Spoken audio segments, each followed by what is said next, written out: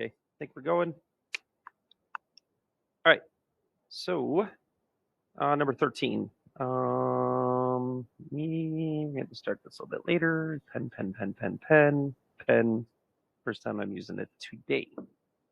All right. So, given the sequence, write the explicit rule. I think you could see that these are going down by dividing by 5, or a better way to say it is multiply by 1/5, which is your R value. And the way to really do this, if you want, you could treat this as, well, this is a sub 1. This is the a sub third term. Well, actually, it should be kind of over. You got the first term, which is 125, and you already know the R value just by looking at the actions of the list. Input, say it. You're supposed to be able to put 1 in here. 1 minus 1 is 0. 1/5 to the 0 is 1. 1 times 125 is 125. So the formula works where I plug in 1 and I get 125. If I plug in 3, I should get 5. 3 minus 1 is 2. 1/5 squared is 1 over 25. 25 into 125 is 5. So it's just E. That's all I could tell you there. This one, maybe I'll do like, that whole linear idea. Let's think of it this way. So you have, like, it is arithmetic, so you have common differences that go from one term to the next. And basically, from the third term to the sixth term, you have 3 common differences, right? So the way this worked was you'd say, okay, here's a sub 6. We could do something similar with our previous question as well, which is negative 16, whereas the third term is a sub 3. And what I should be able to do is take whatever the common difference is and apply it 3 times, which is 6 minus 3. This is how the formula was constructed, for those kind of questions. Again, I'm doing this more like in the algebraically. You could even make that M, because you found out arithmetic sequences are, linear functions, kind of thing. So add 1, you get negative 15 equals 3. 6 minus 3 is 3. And then it just makes sense out of it. D equals negative 5. So if I subtract 5, I get negative 6. Subtract 5 again, I get negative 11. Subtract 5 again, I get negative 16. Could have done that without the formula. Just kind of like doing it like that. So what's a sub 32? It is equal to a sub 1, or you could even say a sub 3, which is negative 1. And then plus negative 5. And then how many common differences to get from the third term to the 32nd?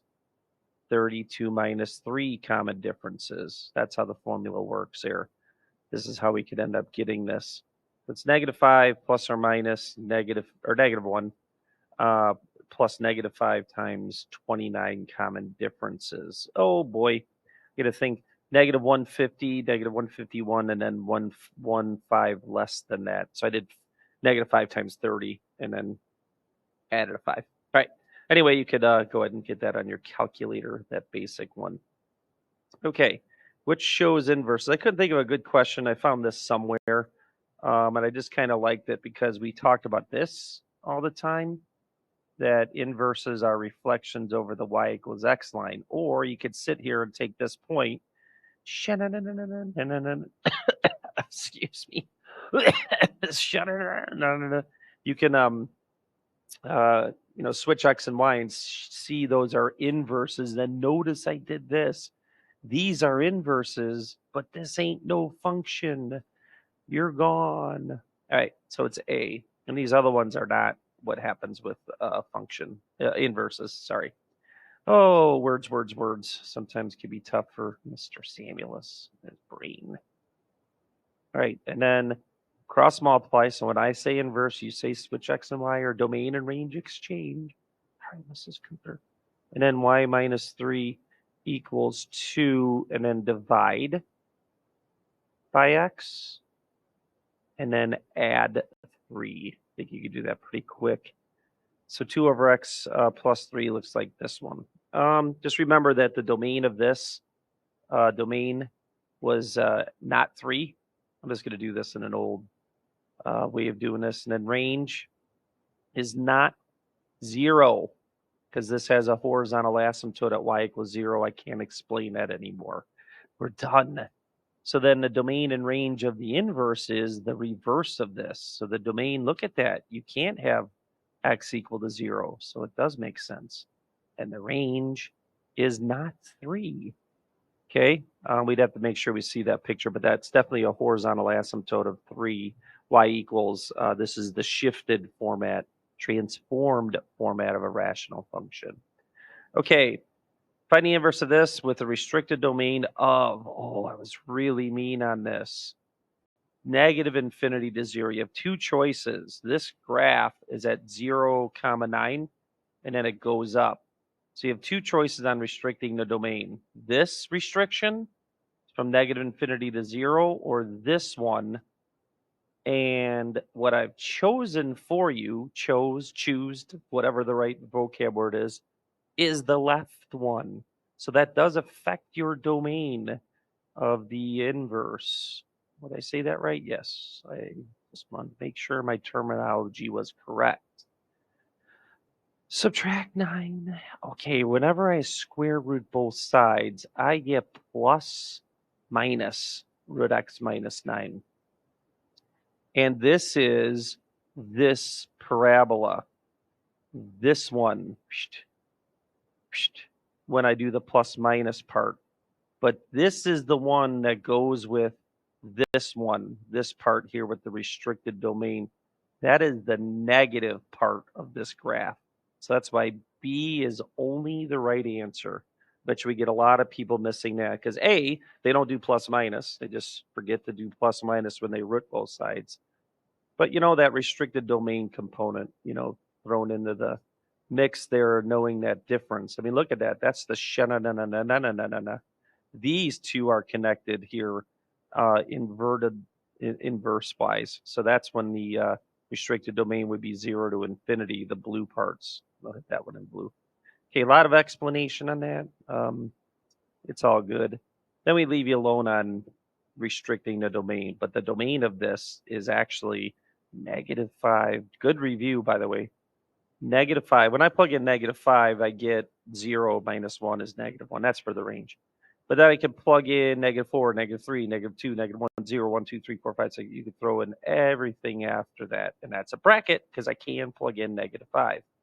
Range is that -1 output when I plugged in -5. And it does rise forever.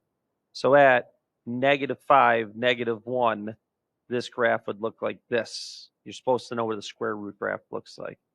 All right, but luckily I didn't have any restrictions. The domain of this answer would be -1 to infinity because they hold those true. But anyway, x equals, they didn't ask that. Just wanted to get you to understand components. And then I got my room over here. Add 1. So it's x plus 1. Sorry, writing slow now. And then square. And then notice your answers. We don't really need you to FOIL here. It's actually nice little vertex format. And then we can subtract 5 once that 5 is freed from that. So x plus 1 squared minus 5, I believe is what we have there. Good. Okay, just making sure. All right, which limits describe the end behavior? Well, what you got to know about this one first is I plug in 2. 2 minus 2 is 0. 2 to 0 is 1. So 2, 1 plus 3 is 4. Really what you should know is right away that this is exponential, and y equals 3 is the horizontal asymptote. And 2 is the base, so this is an increasing function exponentially like that. You can plug in a couple more points, in order to make that happen. I think I've done that in previous videos. So now at this point, as x goes to infinity, I really got to watch my eyeballs here. As x goes to infinity, so does y. So that looks like A, B, and C are good. But then as x goes to negative infinity, we are not going to negative infinity. I don't know why I put this in there. Just a little distractor there. It's this one. You're approaching the horizontal asymptote of y equals 3 there. So that's why you end up getting that answer. Oh boy. Which of the following is true about this? Oh, I love it. Y-intercept is 0, 3, 3 and 1/4. All right. Well, let me look at these other ones. No way. That's a vertical line. I yelled at you in my previous video about not knowing vertical compared to horizontal. I literally just drew y equals 3 on the previous question. This is not decay. This is growth. And the range, look at that last picture. The range is actually 3 to infinity with a parenthesis. Oh, how mean is that? So this must be true. Well, when I plug in 0, I get 2 to the negative first, which is 1/4. There we go. 3 plus 1/4. I got to move because my next class is coming in here shortly. So input, say it. How do I get the average rate of change over this graph? You plug into 2 minus 2 is 0. 2 to the 0 is 1. 1 plus 3 is 4. And then plug in 5. 5 minus 2 is 3. 2 to the third is 8. 8 plus 3 is 11. So imagine on that graph that I had on the previous question that I have, what was it, 2 comma 4, and then 5 comma 11. I just need the slope of that line that connects those two.